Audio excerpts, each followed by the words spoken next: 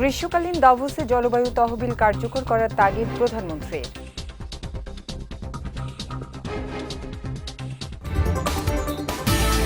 নকল পেলে প্রতিষ্ঠান প্রধানকে আইনের আওতায় আনা হবে জানালেন শিক্ষামন্ত্রী।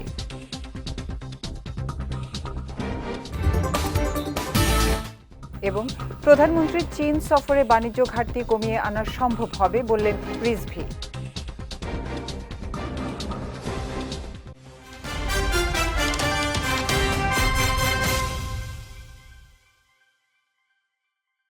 আসসালামু আলাইকুম। পুষ্টি চা নিবেদিত বিজয় রাতের সংবাদে আমন্ত্রণ জানাচ্ছি আমি উম্মে কুলসুম। শুনছিলেন শিরোনাম, এবারে বিস্তারিত। জলবায়ু সহনশীলতা গড়ে তুলতে অংশীদারত্ব প্রযুক্তি ও বৈশ্বিক যৌথ অংশীদারের ওপর গুরুত্ব আরোপ করেছেন প্রধানমন্ত্রী তারেক রহমান। চীনের ডালিয়ানে ওয়ার্ল্ড ইকোনমিক ফোরাম আয়োজিত গ্রীষ্মকালীন দাভোস সম্মেলনে তিনি বলেন, জলবায়ু পরিবর্তনের প্রভাব মোকাবিলায় ক্ষয়ক্ষতির তহবিলকে প্রতিশ্রুতির গণ্ডি পেরিয়ে বাস্তবায়ন করতে হবে। একই সঙ্গে ঝুঁকিপূর্ণ দেশগুলোর জন্য জলবায়ুর অর্থায়ন সহজলভ্য করা এবং সবুজ জলবায়ুর তহবিলকে আরও কার্যকর করার আহ্বান জানান সরকার প্রধান। এবারের সম্মেলনে প্রধানমন্ত্রী তারেক রহমানের পাশাপাশি বিশ্বের বিভিন্ন দেশের সরকার প্রধানরা অংশ নেন। সম্মেলন শেষ করে হাইস্পিড ট্রেনে করে স্ত্রী জুবাইদা রহমানকে সঙ্গে নিয়ে বেইজিং যান প্রধানমন্ত্রী তারেক রহমান। নকল পেলে অভিযুক্ত শিক্ষার্থী সহ সংশ্লিষ্ট প্রতিষ্ঠান প্রধানকেও আইনের আওতায় আনা হবে বলে জানিয়েছেন শিক্ষামন্ত্রী আ.ন.ম এহসানুল হক মিলন। নকলের প্রবণতা এখন আর আগের মতো নেই দাবি করে তিনি বলেন, বর্তমান প্রেক্ষাপটের রুট পরিবর্তন করা হয়েছে, সেজন্য পুরনো পরীক্ষা আইন পরিবর্তন করা হয়েছে। আজ রাজধানীর আজিমপুর গার্লস স্কুল অ্যান্ড কলেজে আসন্ন এইচএসসি ও সমমান পরীক্ষা উপলক্ষে ঢাকা শিক্ষা বোর্ড, ময়মনসিংহ শিক্ষা বোর্ড, মাদ্রাসা শিক্ষা বোর্ড ও কারিগরি শিক্ষা বোর্ডের কেন্দ্র সচিবদের সঙ্গে আয়োজিত মতবিনিময় সভায় প্রধান অতিথির বক্তব্যে তিনি এসব কথা বলেন। নকলমুক্ত পরীক্ষা এবং সুষ্ঠু ও মানসম্মত পরিবেশ বজায় রাখার লক্ষ্যে অনুষ্ঠিত এই সভায় মন্ত্রী বলেন, পরীক্ষা আইন সংশোধন করে বর্তমান সময়ের সঙ্গে সামঞ্জস্যপূর্ণ করা হয়েছে। শুধু নকল নয়, প্রশ্ন ফাঁসের বিষয়ে কোনো ছাড় দেয়া হবে না বলেও সতর্ক করেন মন্ত্রী। সভায় অন্যান্যদের মধ্যে উপস্থিত ছিলেন ঢাকার মাধ্যমিক ও উচ্চ মাধ্যমিক শিক্ষা বোর্ডের চেয়ারম্যান প্রফেসর আখতারুজ্জামান ও সচিব অধ্যাপক এস.এম. কামাল উদ্দিন হায়দার। বাইরে থেকে জোর করে আসা, আমাদের প্রতিষ্ঠান প্রধানকে জোর করে তাকে আটকে রেখে সেখানে কিছু করা, সেগুলিও আইনের আওতা আনা হয়েছে। মনে করবেন না যে আপনাকে ফোর্স করবে আর তিনি বাইরে চলে যাবেন, তা নয়। আইন আইনের গতিতে চলবে। যদি পানিশমেন্ট দিতে হয় কোনো ইনস্টিটিউশনে, যদি কোনো রকম ভিতরে আগের থেকেই দপ্তরি নকল রেখে দেয়। প্রধানমন্ত্রী তারেক রহমানের চীন সফরে বিদ্যমান বাণিজ্য ঘাটতি কমিয়ে আনা সম্ভব হবে বলে প্রত্যাশা ব্যক্ত করেছেন প্রধানমন্ত্রীর উপদেষ্টা ও বিএনপির সিনিয়র যুগ্ম মহাসচিব রুহুল কবির রিজভী। সকালে নয়াপল্টনে বিএনপির কেন্দ্রীয় কার্যালয়ে সমসাময়িক বিষয় নিয়ে সংবাদ সম্মেলনে তিনি একথা বলেন। জানান, এই সফরে বিনিয়োগ বৃদ্ধি এবং অর্থনৈতিক সহযোগিতা সম্প্রসারণে প্রধানমন্ত্রী যুগোপযোগী ও কার্যকর পদক্ষেপ গ্রহণ করবে। রিজভী জানান, বাংলাদেশের গণতান্ত্রিক প্রতিষ্ঠানকে শক্তিশালী করে আত্মনির্ভর ও সক্ষম রাষ্ট্র হিসেবে গড়ে তোলাই সরকারের লক্ষ্য। একটি গোষ্ঠী দেশকে অস্থিতিশীল করতে চায় জানিয়ে তিনি বলেন, বর্তমান সরকারের আমলে দেশবিরোধী কোনো কর্মকাণ্ড মেনে নেওয়া হবে না। এ সময় বিরোধী দলের সমালোচনা করে প্রধানমন্ত্রীর এই উপদেষ্টা বলেন, তারা নতুন ফ্যাসিবাদের অভিযোগ তুলছে, অথচ তাদের নিজেদের কর্মকাণ্ডে ফ্যাসিবাদী মানসিকতার প্রতিফলন দেখা যায়। দেশ বিরোধী কোনো কর্মকাণ্ড যাতে কেউ করতে না পারে, মিথ্যা অপপ্রচার দিয়ে দেশের ভাবমূর্তিকে বিনষ্ট করার আমরা কিছু কিছু ঘটনা সাম্প্রতিক সময়ে আমরা দেখতে পাচ্ছি বিভিন্ন জায়গায়, এবং বিভিন্ন মহল বিশেষের এই কর্মকাণ্ডটি হচ্ছে। অদ্ভুত অদ্ভুত কথাবার্তা বলছেন বিরোধী দলের নেতৃবৃন্দ। বিরোধী দলের একজন নেতা বলেছেন, আমরা এক ফ্যাসিবাদ বিদায় করেছি, আরেক নতুন ফ্যাসিবাদ তৈরি হচ্ছে, তাকে বিদায়ের জন্য আমরা প্রস্তুত। তো ভাই, আপনারা নতুন কোন ফ্যাসিবাদের কথা মিন করছেন? বর্তমান সরকারকে, বিএনপিকে? রাজধানীর ডন বস্কো স্কুল পরিদর্শন করেছেন জাতীয় সংসদের deputy speaker barrister Kaiser Kamal. পরিদর্শনকালে ডেপুটি স্পিকার শিক্ষার্থীদের পরিবেশিত সাংস্কৃতিক অনুষ্ঠান উপভোগ করেন। এ সময় তিনি বলেন, শিক্ষাই জাতির মেরুদণ্ড। আগামী দিনের নেতৃত্ব গড়ে তুলতে শিক্ষার্থীদের নৈতিকতা, দেশপ্রেম ও মানবিক মূল্যবোধে উজ্জীবিত হতে হবে। তিনি শিক্ষার্থীদের মনোযোগ সহকারে পড়াশোনা করার আহ্বান জানান। বলেন, ডন বস্কো স্কুলে বিভিন্ন ধর্মের শিক্ষার্থীরা একসঙ্গে পড়াশোনা করছে, যা সম্প্রীতি ও সংস্কৃতির এক অনন্য দৃষ্টান্ত। পরিদর্শন শেষে তিনি শিক্ষক, শিক্ষার্থী ও সংশ্লিষ্টদের সঙ্গে ফটো সেশনে অংশ নেন এবং শিক্ষার্থীদের অটোগ্রাফ প্রদান করেন। মুসলমান আছে, হিন্দু আছে, খ্রিস্টান আছে। So promoting the education, they are not discriminating any religion. All religions believe are welcome in this school. So this is fantastic. এখানে বাচ্চারা কেউ আছে যে স্কার্ফ পরে বাচ্চারা এখানে এডুকেশনটা নিচ্ছে। গার্ডিয়ানস যারা আছেন তাদের প্রতি অনুরোধ জানাবো, particularly those who are teaching our kids, teachers যারা আছেন, প্রিন্সিপাল সহ অনুরোধ জানাবো, প্লিজ কিপ ইট আপ। দেশের শীর্ষ ইলেকট্রনিক্স পণ্য বিক্রয় ও সেবাদানকারী প্রতিষ্ঠান ওয়ালটন প্লাজা সারা দেশে দিনব্যাপী মেডিকেল ক্যাম্পের আওতায় জনসাধারণকে ফ্রি চিকিৎসা সেবা প্রদান করেছে। আজ দেশ জুড়ে একযোগে 7 শতাধিক ওয়ালটন প্লাজায় দিনব্যাপী এই চিকিৎসা সেবা দেওয়া হয়। ওয়ালটন প্লাজার গ্রাহক থেকে শুরু করে সর্বস্তরের মানুষ এই সেবা গ্রহণ করেন।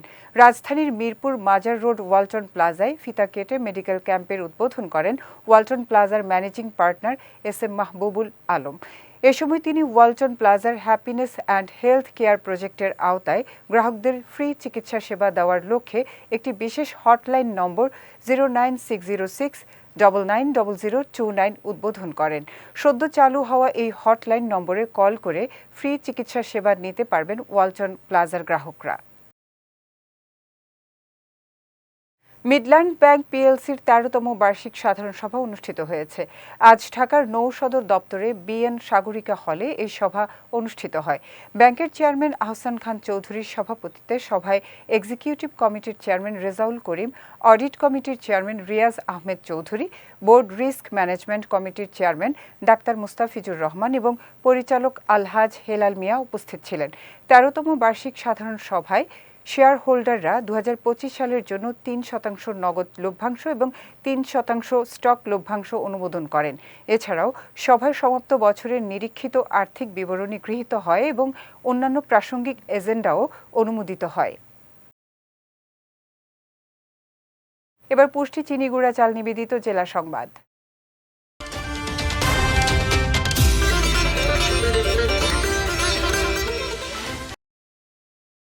সড়ক পরিবহন ও মহাসড়ক বিভাগ এবং রেলপথ মন্ত্রণালয়ের প্রতিমন্ত্রী হাবিবুর রশিদ বলেছেন, প্রধানমন্ত্রী ঢাকাকে যানজট মুক্ত করার জন্য সমন্বিত বিভিন্ন ধরনের উদ্যোগ গ্রহণ করেছেন।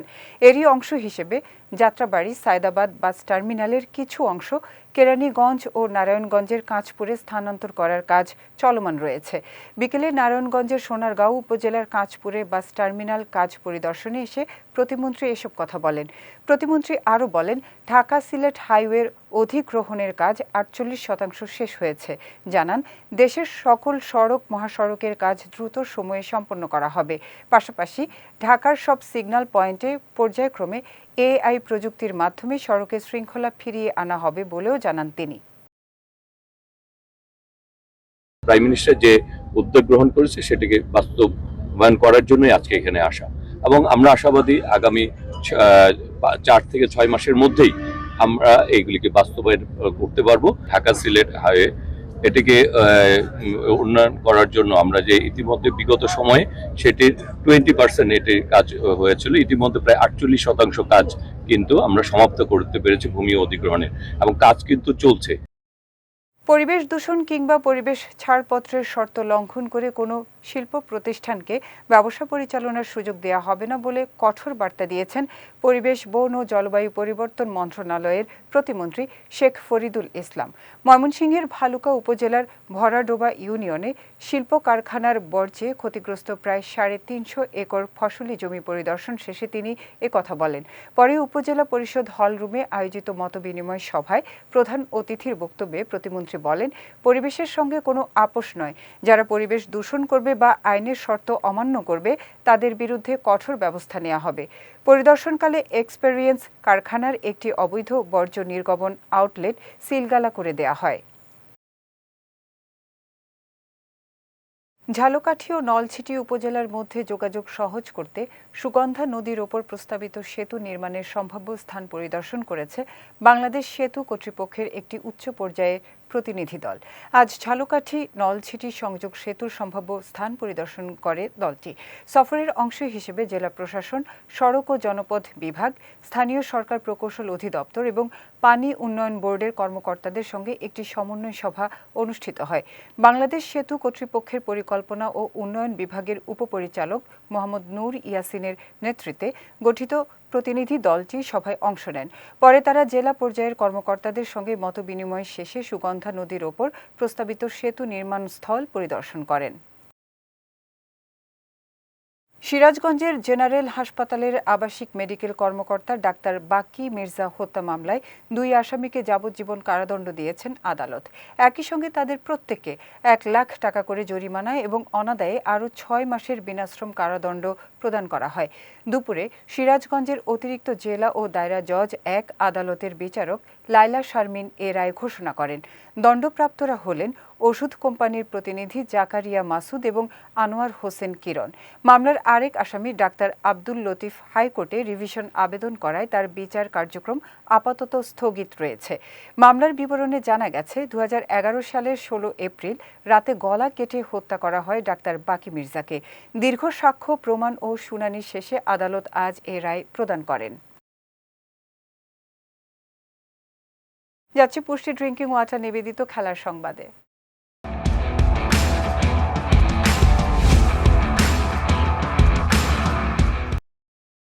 13 বছর পর আবার সেই স্মৃতির শহর জিম্বাবুয়েতে ফিরছেন বাংলাদেশ জাতীয় দলের ব্যাটিং কোচ মোহাম্মদ আশরাফুল।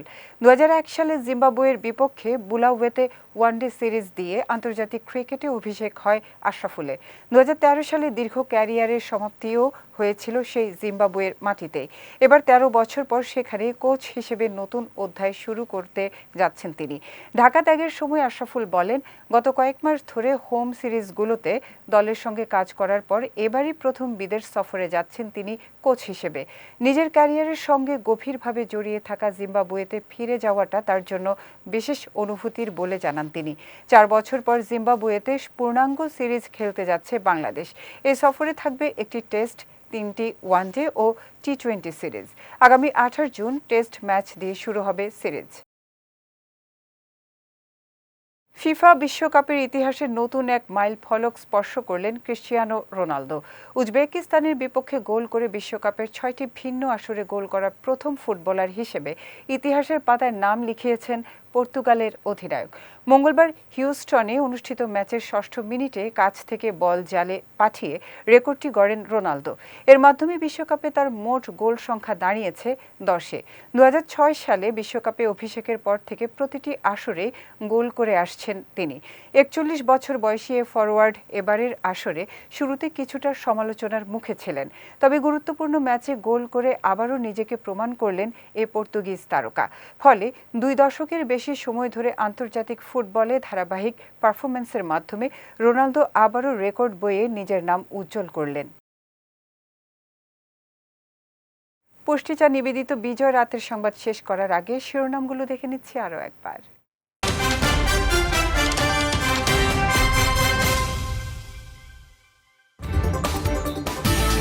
গ্রীষ্মকালীন দাভোসে জলবায়ু তহবিল কার্যকর করার তাগিদ প্রধানমন্ত্রীর।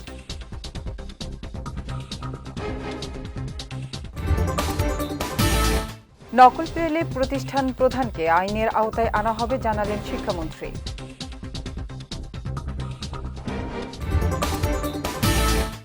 এবং প্রধানমন্ত্রীর চীন সফরে বাণিজ্য ঘাটতি কমিয়ে আনা সম্ভব হবে বললেন রিজভী।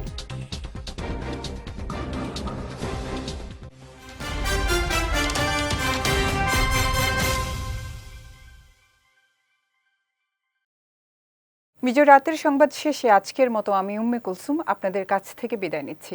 আগামীকাল একই সময়ে নতুন সব খবর দেখতে চোখ রাখুন বিজয় টিভিতে। এছাড়াও আজকে বিজয় রাতের সংবাদের ভিডিও দেখতে পারেন আমাদের ইউটিউব ও ফেসবুক পেজে। আমাদের ইউটিউব হলো youtube.com/BijayTVOfficial এবং আমাদের ফেসবুক পেজ হলো facebook.com/BijayTVLimited। এতক্ষণ সঙ্গে থাকার জন্য ধন্যবাদ সবাইকে।